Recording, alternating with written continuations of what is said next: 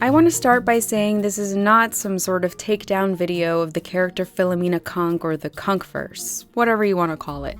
It's brought me laughter during depressing times. Diane Morgan plays a phenomenal Philomena, and the fact that Black Mirror creator Charlie Brooker made and writes most of it means there's probably more here than meets the eye. If you haven't watched Cunk on Earth, Cunk on Life, or anything Cunk related, it's mockumentary media exploring big topics like science, religion, art, and history. Its host, the titular Cunk, is clueless and immature, with a clear disdain for the topics she's covering. Philosophy is basically thinking about thinking, which sounds like a waste of time because it is. She also interviews actual academics and experts throughout, seemingly on a mission to bewilder each one more than the last. Did you know only 40% of people have skeletons? Some may feel it's mean-spirited, but as someone who enjoys learning about art and science and history, and I don't just mean World War II or the Roman Empire, if anything, that makes it all even funnier. It's a mockumentary in the most literal sense of the word. It mocks the tropes and cliches real documentaries have been recycling for decades. In a Vulture interview, Morgan gripes about the staleness of the genre. Quote, "Everything is the same. Their gestures, the vocal tones they use, the way they'll carry on walking past the camera as they're saying a line, the drone shots. It's like that's the template they've got and they won't deviate from it." By contrast, her character Cunk's obliviousness and blasé attitude deflates the gravitas, poking fun at the self-important artifice of it all. Because I know that everyone watching it is bored by history as well. So I know what people want. Do you have any personal interest in history yourself? No, I hate it. Boring. Unless it's something really weird. The series plays upon the common idea that academics take themselves way too seriously. And in that sense, her character often gets compared to Borat, in both their ludicrousness and ability to make people squirm with discomfort. But I'd argue that these experts, unlike many of the unfortunate people crossing paths with Borat, are pretty much never the butt of the joke. How did people see during the day before Edison invented light? Cunk's fundamental misunderstanding of the way things work mirrors a child's, and the guests are asked to respond sincerely as if she were a child.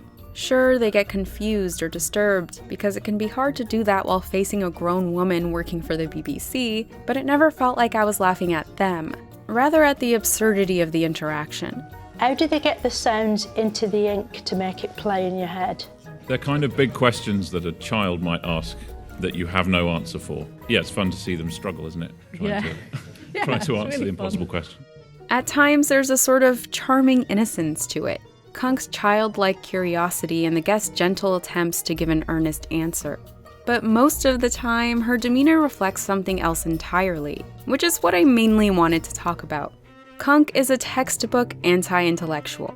It's kind of the whole point, or at least the main bit going on here. She represents the ways many of us consume and digest information and art in the modern age. It's gotta be fast, it's gotta be easy. And it doesn't really matter what the source is as long as it appeals to our emotional biases.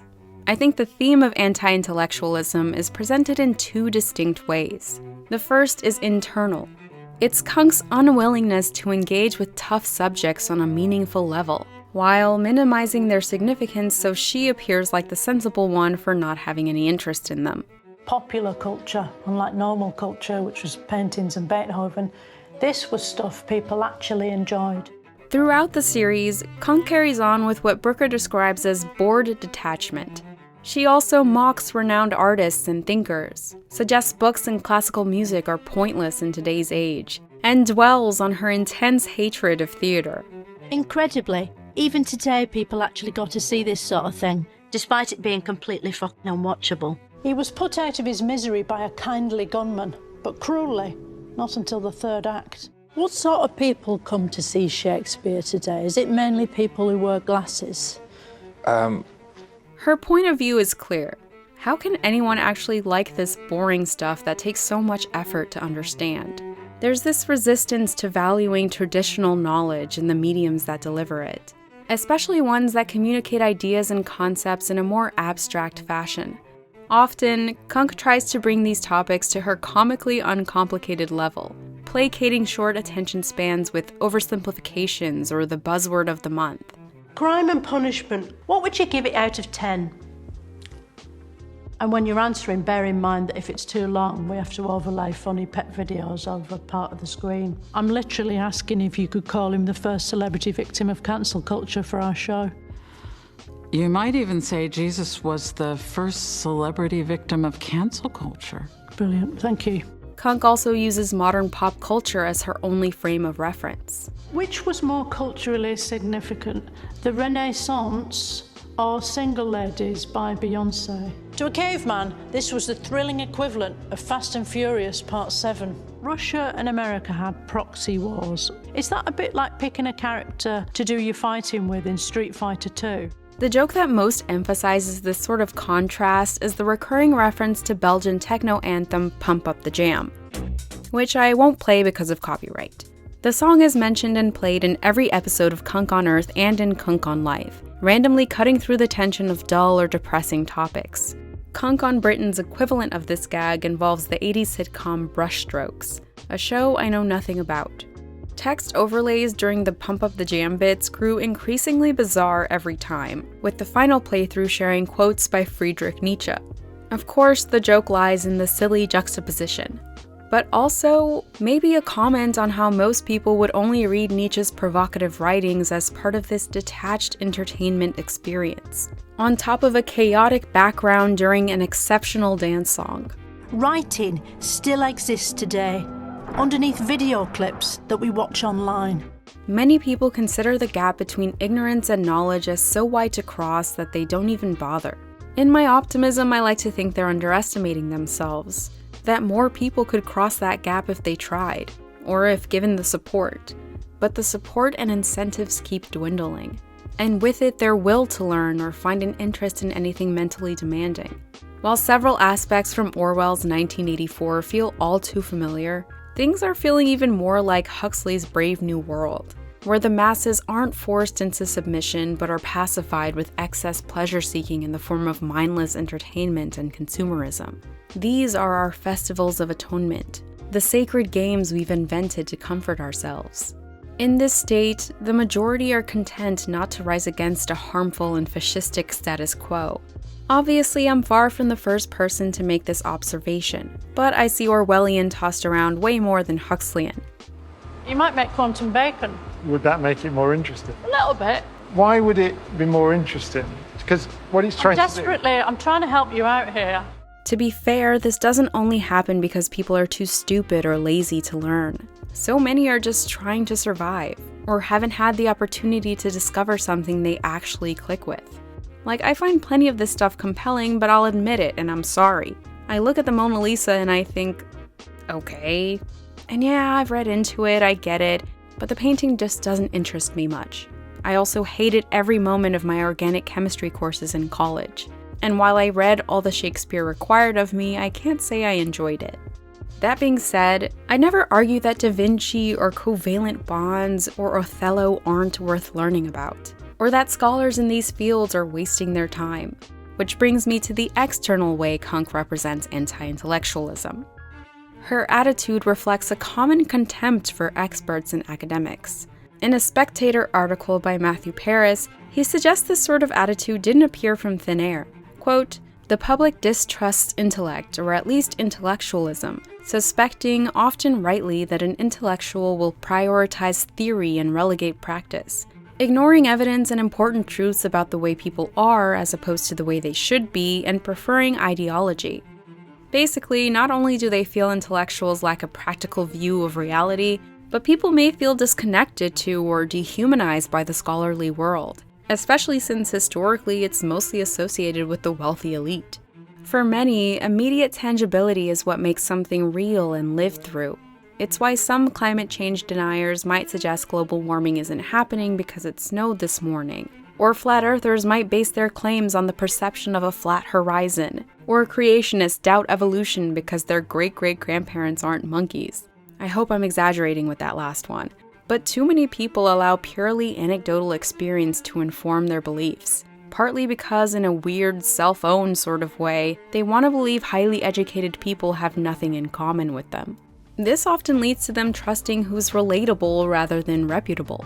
What makes you think the moon isn't real, though, Philomena? I don't know if you've done your own research, but my mate Paul sent me a video that exposes the whole thing. Healthy skepticism is necessary, but that's not the same as distrusting or even disliking specialists with real expertise. The latter leaves space for us to believe any random information or give in to conspiracy theory. I think back to the moment Bill Burr mocked Joe Rogan during the pandemic. I don't want to start this bullshit. I'm not going to sit here with no medical degree, listening to you with no medical degree, with an American flag behind you, smoking a cigar, acting like we know what's up. Better than the CDC. Oh, God, you're so tough with your fucking open nose and throat. There's a similar clip of Burr mocking armchair experts in regards to the recent LA fires. Some idiot on the internet knows how to manage the worst fire in LA, sitting there in his underwear.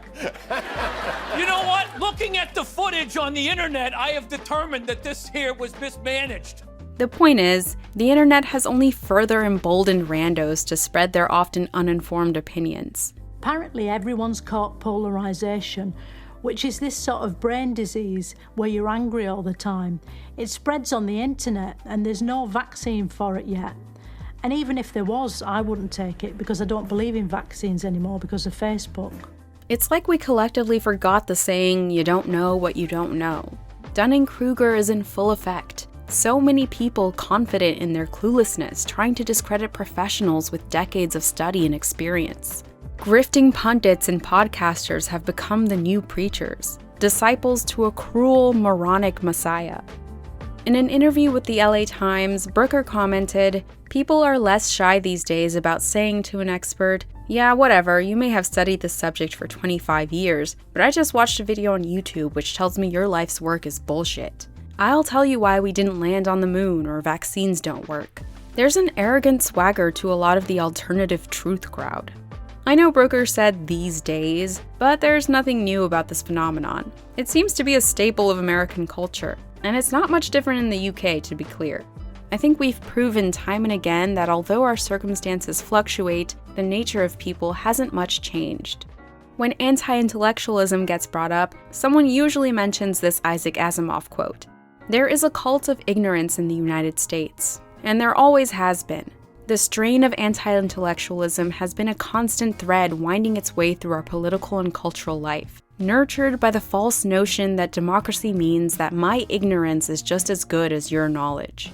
It's from a Newsweek article he wrote in 1980, almost 50 years ago. He continues, "Politicians have routinely striven to speak the language of Shakespeare and Milton as ungrammatically as possible in order to avoid offending their audiences by appearing to have gone to school." He also mourns declining reading scores and that the latest buzzword for highly educated people is now elitist. But again, to call it new was flawed. This was a big topic of conversation back in the 60s when Richard Hofstadter published Anti-Intellectualism in American Life, which won the Pulitzer for nonfiction. He broke down this phenomenon into 3 kinds, described concisely by Daniel Rigney in this 1991 article. The first is anti-rationalism, which comes with this idea that emotion is warm and good while reason is cold and bad. Hofstadter mostly associates this notion with a Protestant outlook. As secularism grew, religious leaders felt their ideas of uncompromising faith being challenged, and with it their authority, so they doubled down on defending their beliefs as the universal absolute truth. They all agree you preach tolerance and forgiveness. A message so important his most ardent followers would eventually start killing anyone who didn't want to hear it. In a way, Hofstadter agreed with them. Critical thinking is a threat to moral or religious absolutism because, quote, "Left free, there is nothing it will not reconsider, analyze, throw into question." Is there a God? Yes. Oh, that was quick. Has anyone proved it? As Rigney wrote, the purpose of rationality is to make critical judgments about the value of competing claims and to give good reasons for preferring one claim over another. The absolutist fear that reason leads to relativism may mask the deeper fear that one's own views will not withstand critical scrutiny. The second form of anti-intellectualism is unreflective instrumentalism, basically only valuing knowledge that provides a practical, usually financial short-term reward. Or the more succinct phrasing, capitalism bad. Now I can tick that word off my video essay checklist. The effect of this view is that we inherently link value with capital or utility. Research and theory is pointless if it's not making somebody somewhere a lot of money. But with a lot of the 1%ers, it's not their fault they're in the 1%. They were just born there. They've literally done nothing to put themselves in the 1%, so picking on them is literally the same as racism. The third, and maybe most obvious kind, is anti-elitism. Who do these pretentious nerds think they are? They're up in their ivory towers. They're stuck up, privileged, out of touch. This outlook partly stems from insecurity about one's own knowledge and abilities, but it also has to do with that feeling of dehumanization and disconnection I mentioned earlier. Rigney notes, theory-driven agendas were not readily embraced by those whose educations had been earned, as Eugene Debs put it, in the hard school of human experience. Morgan was actually asked to audition for Philomena with a posh accent, as the program already had a quote-unquote stupid working-class character and they wanted to avoid criticisms of classism. In the end, she preferred her own accent and they agreed it was funnier. But it's telling how associating the common man with a lack of intellect is so prevalent. It reminds me of the first time I saw this guest. He has the most posh accent. At least I think that's what posh is. Either way, it's the kind of accent Americans might use as they pretend to sip a spot of tea and say pip pip cheerio. I won't lie, I judged a book by its cover. He was actually really kind and humble, doing his best to translate Cunk's ridiculous ramblings into something coherent. She actually seemed confused by his efforts to take her seriously. You've raised a very significant question about the nature of providence. Have I? You have indeed. Your characterization is in fact a rather intriguing delineation. Is that good? Excellent. Pretty much all of the guests were patient and gracious. Yeah. Clearly, being smart doesn't mean you're not down to earth. And for all we know, a good amount of them may have started out as working class themselves. Equating intellect with not being down to earth even gave Andrew Jackson a leg up against John Quincy Adams back in 1828. The anti-intellectual angle has ebbed and flowed throughout our history, but it's a consistent pattern. Resentment builds towards scholars who deal in the abstract, those perceived to be positioned by the powerful elite to manipulate us, as they've always been the ones to decide which parts of history, science, religion, and art should be important. Is this painting actually good, or is it one of those things that we only think is good because we're told it's good, like seafood?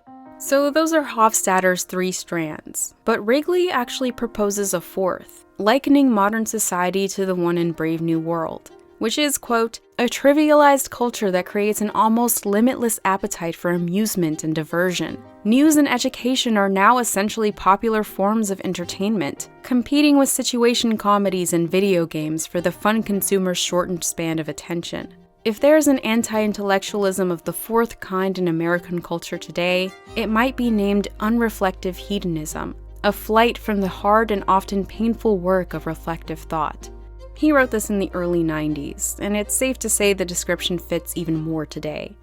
In Brooker's Weekly Wipe, a satirical segment on the BBC airing from 2013 to 2020, correspondents discussed broad topics like film, news, and politics.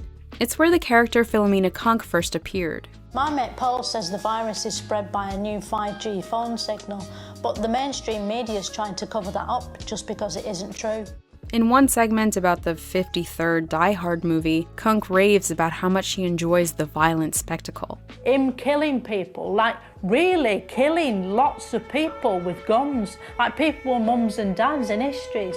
And he just mows them all down because they're sort of bad, probably. I don't know, I haven't seen it. The commentary about American Sniper had similar undertones. People said it glorified killing, but it didn't glorify all killing, only far away killing, which isn't as bad because you don't get any on your shoes. This is something Brooker clearly feels very strongly about. Certain Black Mirror episodes are centered on this idea of the horrors of war and violence against the other. It shows even men who've been trained to kill and have been handed implements of death by the state still like to let their hair down. Interestingly, I noticed that Cunk's aversion to state-sanctioned violence is maybe the only time you can take what she's saying seriously. Why does humankind feel the need to invent killing machines like this? I know, I just think we're mental. I'm not trying to be controversial, but generally speaking, war does seem a bit of a shame. The character is even brought to tears when one guest informs her that many countries still stockpile nuclear weapons. Right, can we talk about something a bit more cheerful? Anything you like. Do you like ABBA? I love ABBA. In an interview about Cunk on Earth, Brooker was asked if it's harder to make fun of things when the world is getting stupider. Probably more depressing. Probably more depressing. That's the honest answer, isn't it? It's probably more depressing writing about the state of the world because it's depressing. But I think it's sort of fun doing something like this, which is predominantly stupid rather than it is sort of bewailing the. I'm glad I'm not doing a topical show like a series right at the moment, because I'd probably be crying for 30% of it, which would be... Because you did with the Trump one, didn't you? You had a bit of a breakdown. I did have a bit of a breakdown, yeah. On camera, pretty much. Here they're referring to a segment centered on Donald Trump's 2016 presidential campaign. Americans like Trump because he's got loads of money, which is sort of their version of being clever. In one section, Cunk and Barry Shitpeas detail Trump's instances of being an overall shitty human being. It's exciting watching footage of his rallies, thinking, oh, this'll be in a documentary in about 20 years' time with ominous music on it. And here's me watching it live. It also comments on his exacerbation of anti-intellectualism, as he needlessly fearmongers about various groups and casts doubt on experts who actually know what they're talking about. He says all these things that aren't true, and loads of his followers don't trust the media, so they believe whatever he says. So he can basically create his own mental reality and have thousands of people blindly agree with him. Actually, saying that out loud makes him sound sort of terrifying. The episode ends with Brooker lamenting the disturbing state of the world, before he scrambles to switch the channel to make himself feel better and laughs maniacally, almost painfully, at an idiotic viral advertisement. It echoes the pleasure-seeking distractions of Brave New World, or quoting Nietzsche on top of Pump Up the Jam's music video, or this meta sketch from Cunk on Life, the latest addition to the Cunkverse. We're currently seeing maximum growth in a category called Standing on a Ledge Right Now. This bit references the fictional streaming platform Streamberry, a parody of Netflix which also appeared in Black Mirror. Cunk, with the energy of someone being held at gunpoint, does a segment promoting a new show on the platform, which features a puppet trying to convince another puppet not to end it all. Morgan insists these jokes are just pointless entertainment meant to make people laugh, but I don't think that's entirely true, especially given the inherently political nature of the subjects and Cunk's origins. I'd argue Brooker always tries to tackle tough topics, bringing up thought-provoking ideas even while shrouded in comedy. While Black Mirror is maybe more transparent in its social commentary, Cunk's text uses a similar critical lens. In many ways, her narration and questions directly challenge the status quo. Is it to stop homeless people sleeping on them? I don't think they had many homeless people in ancient Egypt. Oh, did they not? No, people looked after each other. A tiny bit of the car each, over and over again. It was a revolution in workplace tedium and human meaninglessness. Do you think billionaires like Elon Musk should be worried about getting guillotined? Plus, the connection between the audience and this gallows humor has to derive from somewhere, though it's getting harder and harder to laugh through the pain. Cunk on Life was noticeably darker and more cynical than previous iterations. This is where the miracle of life begins and the precise moment that a woman's right to choose ends. There's the aforementioned puppet show, a bit about work where the show's boom operator kills himself, a guided meditation where Cunk's consciousness is shot. Help! And for the first time, a fake interview with a death row inmate who's pressured to film a TikTok promo just before his execution. Lots of death and despair. But I'm sure it means nothing. In a similar vein, the special comments on the recent AI explosion. ChatGPT, which is so good at mimicking humans, we might as well fucking kill ourselves. Or at least that's what it just told me. With the rise of AI, many are letting technology do the thinking for them. Why take in the prose and themes of a novel and let it alter your perception? Why learn color theory or technique to create a compelling piece of art? Why do anything that takes mental effort when you can pop a prompt into a computer program and let it do it for you? I'm supposed to remind you to keep your answer coherent for our witted viewers. I wish I could say these silly mockumentaries are purely lighthearted escapism, But Cunk's persona isn't that dissimilar to the reality we live in, where educated and self-educated mean the same thing, where decades of research and peer-reviewed study are the equivalent to a hobbyist interest, a few half-paid attention to TikTok videos, and algorithmically curated echo chambers to validate every opinion. If Brooker's hinting at anything, it's that we're letting ourselves become stupider and more easily exploitable, and it's contributing to a more hopeless world. At the end of the special, Cunk leaves the planet in an alien spaceship, and I guess all I can say is I wish that were me.